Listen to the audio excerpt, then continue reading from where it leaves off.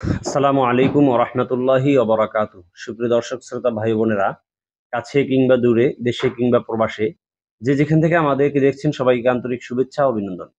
দর্শক, আজ আমরা আলোচনা করব কোরবানির সাথে আকিকা দেওয়া যাবে কিনা।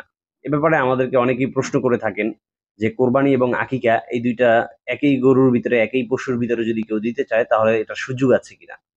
দেখুন, ফিকহার কিতাবগুলোতে আছে ওয়াল মুরাদু বিহিমা আল কুরবা। আকিকা দ্বারা উদ্দেশ্য হলো একনিষ্ঠভাবে আল্লাহ তাআলাকে আল্লাহ তাআলার সন্তুষ্টি অর্জন করা, আল্লাহ তাআলাকে রাজি খুশি করা। ঠিক তেমনিভাবে কোরবানি, এটার আসল উদ্দেশ্য হলো আল্লাহ তাআলাকে রাজি খুশি করা। যেহেতু দুইটার উদ্দেশ্যই হলো কুরবা বা আল্লাহ তাআলার নিকট নৈকট্য লাভ করা, সেজন্য ফকিহ স্কলারগণ বলেছেন যে আকিকা এবং কোরবানি উভয়টি একসাথে দেওয়া যাবে, এতে কোনো সমস্যা নেই।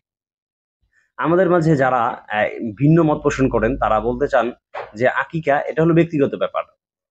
এটা কেন ব্যক্তিগত ব্যাপার? হাদিস থেকে প্রমাণিত আছে যে আল্লাহ রাসূল সাল্লাল্লাহু আলাইহি সাল্লাম বলেছেন, কুল্লু মাউলুদিন মারহুনুন বিআকিকাতিহি। প্রত্যেকটা বাচ্চাই তার আকিকার সাথে লটকানো। অর্থাৎ আকিকা দেওয়া এটা তার ব্যক্তিগত ব্যাপার এবং আকিকা না দিলে তার উপর অনেক বালা মুসিবত আসতে পারে।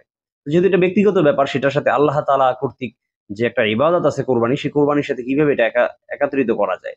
কিন্তু আসলে তাদের উদ্দেশ্যে বলবো, দেখুন, যে দুইটা বাহ্য দৃষ্টিতে মনে হয় যে আসলে দুইটা ভিন্ন ভিন্ন, কিন্তু বাস্তবে দুইটার আসল উদ্দেশ্য হলো আল্লাহকে রাজি খুশি করা, আল্লাহর সন্তুষ্টি অর্জন করা। সেজন্য উভয়টি অবশ্যই একসাথে দেওয়া যাবে, এতে কোনো সমস্যা নেই। দর্শক, আল্লাহ তাআলা আমাদের সকলকে কোরআন সুন্নাহ মোতাবেক জীবন পরিচালনা করার তৌফিক দান করুন। আলবিদা, মা আসসালামা।